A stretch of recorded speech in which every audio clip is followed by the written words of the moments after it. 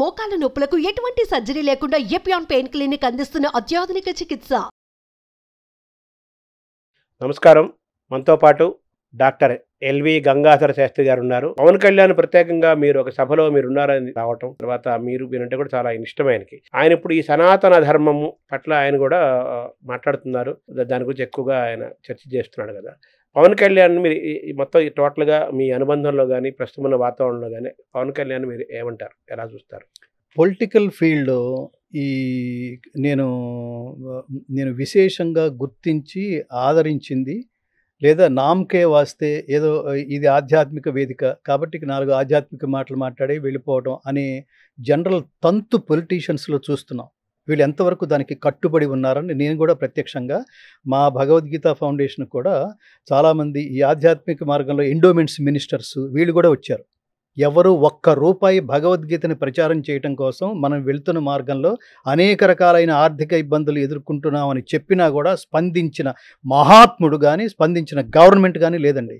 ఇది నేను చాలా సిగ్గుపడుతున్నాను. ఒక వ్యక్తి తన జీవితం అంతా సమాజ శ్రేయస్సు కోసం అన్నీ వదిలేసి, మీరు అన్నీ ఎంక్వైరీ చేసుకోవచ్చు, మాకేం ఆస్తులు ఉన్నాయో ఎంక్వైరీ చేసుకోవచ్చు, అన్నీ వదిలేసి ఒక వ్యక్తి సమాజ శ్రేయస్సు కోసం సమాజంలోకి అన్నీ వదిలేసి అడుగు పెడితే వాడిని కాపాడుకోవాల్సిన బాధ్యత సమాజానికి ప్రభుత్వానికి లేదండి. మాలాంటి వాళ్ళు వెళ్ళి అడుక్కోవాలండి, మాకు ఇది కావాలని అడుక్కోవాలా? ఇన్ని రకాలుగా కనిపిస్తుంటే మీకు అసలు చేమ కొట్టినట్టు కూడా లేదా? స్పందించరా?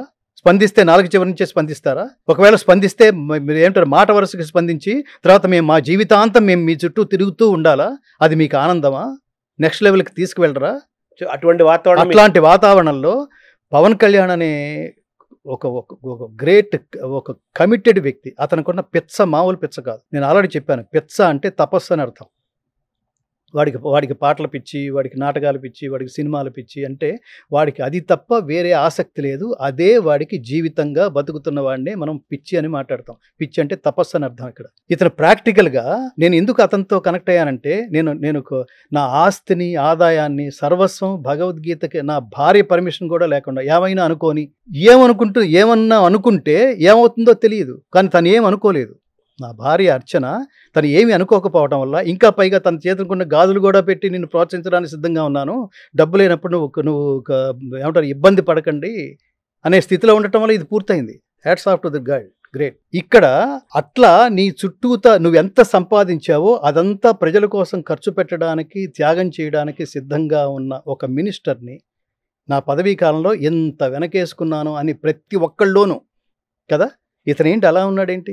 ఇంకా అసలు అది ఏ స్థితికి వెళ్ళిందంటే జనాలు గుర్తించగా అతను ఎక్కడో పాపం ఒక చోట సప్రెస్ అయ్యి, కనీసం ఈసారైనా నన్ను అసెంబ్లీకి పంపించండి రా, నాకు అసలు కళ్ళ నీళ్ళు వచ్చేసినాయి. అసెంబ్లీకి పంపించమంటే ఇతను ఏదో 4 స్టిల్స్ దిగడం కోసం కాదు కదా, అతని అంతరాత్మ అతను ఏదో doing something good to the people. Vivekananda అంటాడు, నిజమైన శాశ్వతమైన ఆనందం అంటే మన వల్ల ప్రయోజనం పొందిన వాళ్ళ కళ్ళల్లో కనిపించే ఆనందం చూసి ఆనందించటమే నిజమైన శాశ్వతమైన ఆనందం. వ్యక్తిగా ఉన్నప్పుడు అతను కొంతే చేయగలడు, ఎంత చేసినా 100 కోట్ల 200 కోట్ల 1000 కోట్ల అంతవరకే చేయగలడు. ఒక వ్యవస్థలోకి వెళ్ళిపోయిన తర్వాత, రాజకీయం అనే ఒక పవర్ఫుల్ వ్యవస్థలోకి వెళితే అది అన్లిమిటెడ్ చాకరీ, పెద్ద చాకరీ అది. ఈ సినిమాలో ఉండే సెన్సిటివిటీ, అడుగడుగున మడుగులెత్తే సినిమా ఇండస్ట్రీలో ఉండి ఆ భోగాలు అనుభవించే వ్యక్తికి ఇట్లాంటి డైవర్షన్ ఏంటి? అది దైవేచ్ఛ ఉంటే తప్ప, దైవానుగ్రహం ఉంటే తప్ప. నేను అందుకని చెప్తాను, నాన్ ఋషి కురుతే కావ్యం నా విష్ణు పృథివీపతి. విష్ణువంశ లేకపోతే మీకు నాన్ ఋషి కురుతే కావ్యం, ఋషి కాకపోతే సత్కావ్యాలు రచించలేడు, గంధర్వాంశ లేకపోతే గాయకుడు కాలేడు, అందగాడు కాలేడు, దైవాంశ లేకపోతే అన్నదానం చేయలేడు, విష్ణువంశ లేకపోతే ప్రభువు కాలేడు. సో పవన్ కళ్యాణ్ ప్రభువు, విష్ణువంశ ఉన్నవాడు. అలాంటి వాడి నోట్లోంచి సనాతన ధర్మం ఒక పాయింట్ ఆఫ్ టైంలో సనాతన ధర్మం అని పెట్టి ఉలిక్కిపడ్డా. నేను కొండకచ్చో సనాతన ధర్మం తెలిసి మాట్లాడుతున్నాడా తెలియక మాట్లాడుతున్నాడా? అందులోకి ఎప్పుడు వెళ్ళిపోయాడు ఇతను? ఇంత చాలా పెద్ద సముద్రం, అది జ్ఞాన సముద్రం సనాతన ధర్మం అంటే. అలా అనుకున్న వాడిని సనాతన ధర్మం కోసం I wanted to do something అంటే, నేను ఆ మధ్యన ఎక్కడో ఒక కార్యక్రమంలో నేను ఎక్కడో మిస్ అయ్యాను, ఆయన కలవడం ఎక్కడో మిస్ అయ్యాను. ఆ రోజు నేను ఆయనకు చెప్దాం అనుకున్నా, సనాతన ధర్మం ఏమిటి, అది నిలబడాలంటే ప్రభుత్వం తరఫు నుంచి మీరు చేయాల్సింది ఏమిటి. అది నేను మన విలువైన సుమన్ టీవీ ద్వారా నేను వారికి చెప్దాం అనుకున్నా, పవన్ కళ్యాణ్ గారు చెప్దాం అనుకున్నా. పవన్ కళ్యాణ్ గారు, మీరు కారణ జన్మలు, నిత్య జీవితంలో రణజన్ములు. నిరంతరం ఫైటింగే. అవును. ఈ ఈ ఈ కారణ జన్మలో మీ నోట్లోంచి పరమాత్ముడు సనాతన ధర్మం అనే పదం ఉపయోగించాడంటే అలా ఉపయోగించిన తర్వాత కొన్ని కోట్ల మంది ఇంటర్నెట్లోకి వెళ్ళి సనాతన ధర్మం ఉన్నాడేంటి పవన్ కళ్యాణ్ గారు, ఏమిటి దాని మీనింగ్ ఏమిటి అని ఈ కొత్త జనరేషన్ వీళ్ళకి అసలు తెలియదు కదా, సెర్చ్ చేయడం మొదలెట్టారు. ఈ సెర్చింగ్ ఆ పదానికి కొన్ని కోట్లు, అంత ప్రభావితం ఉన్న అంత శక్తిమంతుడు అతను. నీకు దీర్ఘ జీవితం కావాలా, దివ్య జీవితం కావాలా అని అడిగితే శంకరాచార్య చెప్తాడు, ఆయన 32 ఏళ్ళకి వెళ్ళిపోయాడు, చేయాల్సింది మొత్తం ప్రపంచానికి ఇచ్చేసి వెళ్ళిపోయాడు. అలాంటి దివ్య జీవితం గడపగలిగే శక్తి పవన్ కళ్యాణ్ గారికి ఇచ్చినట్టుగా నేను ఫీల్ అయ్యా. ఇక్కడ సనాతన ధర్మం అంటే 2 చాలా విలువైన పదాలు, చాలు రెండు పవర్ఫుల్ పదాలు. సనాతనం అంటే నిత్యమైంది, శాశ్వతమైంది అని అర్థం, మార్పు చెందందని అర్థం. ఒకప్పుడు ఆశ కలిగిందా, ఇప్పుడు విశ్వాసం కలుగుతుందా పవన్ కళ్యాణ్? ఖచ్చితంగా. ఇది నేను లెట్ మీ కంప్లీట్. సో ఈ సనాతనం అంటే శాశ్వతమైంది, ఎవ్వరూ నశింప చేయలేరు. నహన్యతే హన్యమానే శరీరే, చంపబడేది శరీరమే కానీ ఆత్మ కాదు అని పరమాత్మ ఎలా అయితే చెప్తున్నాడో అలా ఈ ధర్మాన్ని ఎవ్వడూ నశింప చేయలేడు. ఇప్పుడు చూడండి, సంభాజీ అనే పేరుతో ఇవాళ ఆ సినిమా వస్తే, చావా సినిమా సంభాజీ, అసలు జనాలుగా ఈ దేశం ఎంత ఉడికిపోతుందండి, ఎంత భావోద్వేగానికి లోనైందండి. ధర్మం ఎప్పటికీ చచ్చిపోదు. సో ఇందులో 2 పదాలు, సనాతనం అంటే శాశ్వతమైంది, ధర్మం అంటే సర్వజనామోదయోగ్యమైన కర్మ. దీని పేరు అందరూ, నువ్వు ఏ పని చేస్తే జనాలందరూ ఆమోదిస్తున్నారో, ఆనందిస్తున్నారో, ఆశీర్వదిస్తారో అది నిజమైన కర్మ. ఇలాంటి కర్మ పేరే ధర్మము. సర్వజనామోదయోగ్యమైన ఏ కర్మను అనుభవించటం వల్ల, ఏ కర్మను ఆచరించటం వల్ల నీకు ఆనందం కలుగుతుందో అట్టి సుఖం పేరు, అట్టి కర్మ పేరు, అట్టి మార్గం పేరు ధర్మము అని అర్థం. ఆ మార్గంలో ఉన్నాడు పవన్ కళ్యాణ్ గారు. సో దీనిని నిలబెట్టాలంటే అది ఒక్కడి వల్ల అవుతుందా, ఇది 2వ క్వశ్చన్. ఎస్ అవుతుంది. ఏ రూపంలో అవుతుంది? సింగిల్ మ్యాన్ రూపంలో అవుతుంది. ఇప్పుడు నేను చెప్తున్నాను, నా వల్ల పూర్తిగా అయిపోతుందా? ఇదే ప్లేస్లో కూర్చొని పవన్ కళ్యాణ్ గారు చెప్పినా కూడా కొంతవరకే సాధ్యం అది. ఇప్పుడు డిప్యూటీ సీఎం పదవిలో ఉన్నాడు ఆయన. ఇప్పుడు కొన్ని కోట్ల మంది కదులుతున్నారు. కదిలిన వాళ్ళని ఇప్పుడు చెప్పండి, మేము సగం దూరంలో ఉన్నాం, ఇంకెక్కడికి వెళ్ళాలి, ఎక్కడికి తీసుకెళ్తున్నారు చెప్పమంటే ఆయన దగ్గర సమాధానం రెడీగా ఉండాలి, దానికోసం సిలబస్ రెడీగా ఉండాలి. ఈ ప్రయాణంలో మీరు పవన్ కళ్యాణ్తో కలిసి వర్క్ చేస్తారా? సనాతన డెఫినెట్గా పిలవమనండి.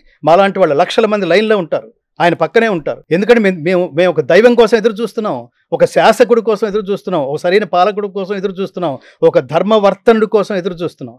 సో ఆయనకి చెప్పాలనుకుంటుంది ఏంటంటే, దీని ఉద్యమంలాగానే కాకుండా సనాతన ధర్మానికి ఎక్కడ గ్లాని కలిగినా అక్కడ తీవ్రమైన శిక్ష ఉండాలి. ఇది పవన్ కళ్యాణ్ గారు నోట్ చేసుకోవాలి ప్రభుత్వం నుంచి. నేను ఎప్పుడు చెప్తుంటాను, సనాతన ధర్మం మీద ఎవడో ఇష్టం ఉన్నట్టు మాట్లాడాడు. అసలు ముందు తిరుమల తిరుపతి దేవస్థానం నుంచి ఎప్పుడైనా మీరు ఖండన వెలువడిందా అండి? దేవీ దేవతల విగ్రహాలు పడగొట్టేశారు. ఎక్కడో పిఠాపురం అనే ఊళ్ళో 24 విగ్రహాలు. అప్పుడున్న ప్రభుత్వం వాడెవడో మతి భ్రమించి వాడికి పిచ్చి పట్టి దాన్ని కూలగొట్టేశారని వాడిని రక్షించేశారు. అది ప్రభుత్వం కొన్న స్థాయి. అట్లాంటి వాళ్ళకి ఓట్లేస్తారండి వీళ్ళు? అతి దుర్జనీతి వక్తవ్యం అంటాడు భవభూతి ఉత్తరరామచరితంలో. అసలు ఎవరు దుర్జనులు అంటే వీళ్ళ హిందువులే దుర్జనులు. అంటే ఎవరైతే, హిందువులు అందరూ కాదు, ఎవరైతే అతి సంయమనం పాటించి వాడిని దేవుడే చూసుకుంటాడని వదిలేస్తారో ఇంతకంటే దుర్జనులు ఎవరు ఉన్నారు? వీళ్ళకి పట్టిన దుర్జనత్వం, వీళ్ళకి పట్టిన జబ్బు పేరు సెక్యులర్. అందరినీ సమానంగా చూడడం అనే పేరుతో మనల్ని నాశనం చేసేవాడిని నెత్తినెక్కించుకోవడం అనేది దారుణం. దీన్ని ఏం చేస్తానంటే, ప్రధానంగా మీ భగవద్గీత ఫౌండేషన్ ప్రధానమైన లక్ష్యం ఏదైతే పెట్టుకుందో దాన్ని దయచేసి మీరు రూల్గా పాస్ చేయండి. దానికి కూడా ఒక ఆలంబన ఉంది, దానికి కూడా ఒక రెఫరెన్స్ ఉంది. అదేంటంటే, గుజరాత్ ప్రభుత్వం ఏ రకంగా అయితే, ఇంకా మీరు ఎంక్వైరీ చేయండి, చాలా చోట్ల గుజరాత్ ప్రభుత్వం, కర్ణాటక ప్రభుత్వం వీళ్ళెలా అయితే భగవద్గీతని సిలబస్లో జాయిన్ చేశారో, ఎవడండి అడిగేది? నీ దేశపు జ్ఞాన భాండాగారాన్ని కాపాడుకుంటే ఈ దేశంలో ఉన్న మిగతా మతస్థులు హర్ట్ అవుతారా? Let them go, let them quit. Pawan Kalyan మీరు కోరేది ఏంటి? సిలబస్లో పెట్టమంటారు? ఖచ్చితంగా భగవద్గీతని రాబోయే రోజుల్లో మిగతా ప్రభుత్వాలు, మిగతా రాష్ట్రాలు చేసినట్టుగా దీన్ని భగవద్గీతని 5వ తరగతి నుంచే, అట్లీస్ట్ 5వ తరగతి నుంచే సిలబస్లో పెట్టండి. వాళ్ళకి శ్లోకాలు నేర్పించండి. మాలాంటి వాళ్ళు చెప్తారు, మిగతా మతాల వాళ్ళు ఎవరైనా ఇది మతాన్ని బోధిస్తోంది కదా అని ఎవరన్నా మాట్లాడితే వాళ్ళకు కూడా సమాధానం చెప్పేట్టుగా, లేదా వాళ్ళ చేత ప్రశ్నించబడని రీతిలో, ఉదాహరణకి యద్యదాచరతి శ్రేష్టస్తత్తదేవేతరో జనః సయత్ ప్రమాణం కురితే లోకః తదనువర్తతే. ఉత్తముడు దేన్ని ఆచరిస్తే లోకమంతా దాన్నే ఆచరిస్తుంది. ఉత్తముడు దేన్ని ప్రమాణంగా అంగీకరిస్తే లోకమంతా అతన్నే అనుసరిస్తుంది, ఆచరిస్తుంది. కాబట్టి నువ్వు జీవితంలో ఫస్ట్ నాన్న ప్రపంచమంతా నిన్ను చూసి ఇన్స్పైర్ అయ్యే స్థాయిలో నువ్వు ఉత్తముడిగా ఎదగాలి అని చెప్పే ఈ శ్లోకం, ఇది మతం అండి? ఎవడండి మతం అంది? భగవద్గీత అంతా ఇదే మాట్లాడుతుంది. కర్మణ్యేవాధికారస్తే, నీ డ్యూటీ సిన్సియర్గా చేయి, ఆ సిన్సియర్గా చేసిన డ్యూటీని లోకం కోసం చెయ్యి, అందరి కళల్లో ఆనందం చూడు, పని అంటే ఇదిరా నాన్న, స్వార్థం మానేసి చెయ్యి. నీ జేబులో, నేను ఇందాక చెప్పాను, మీ జేబులోకి ఇదంతా భగవద్గీత చదివితే దాని ప్రభావం ఎలా ఉంటుందంటే, మీరు కష్టపడకుండా ఇతరుల జేబులోంచి వచ్చే ఒక్క రూపాయి అయినా మీరు విషంతో సమానంగా భావిస్తారు స్వామి. కాబట్టి ధర్మానికి సిలబస్ అయిన, ధర్మానికి మోస్ట్ ఇంపార్టెంట్ సబ్జెక్ట్ అయిన all the essence of all the dharmas is only Bhagavad Gita. దీన్ని పాఠ్యాంశంగా తెలుగు రాష్ట్రాల్లో ప్రవేశపెట్టండి పవన్ కళ్యాణ్ గారు, చంద్రబాబు నాయుడు గారు. ఇది మీ వల్లే సాధ్యం.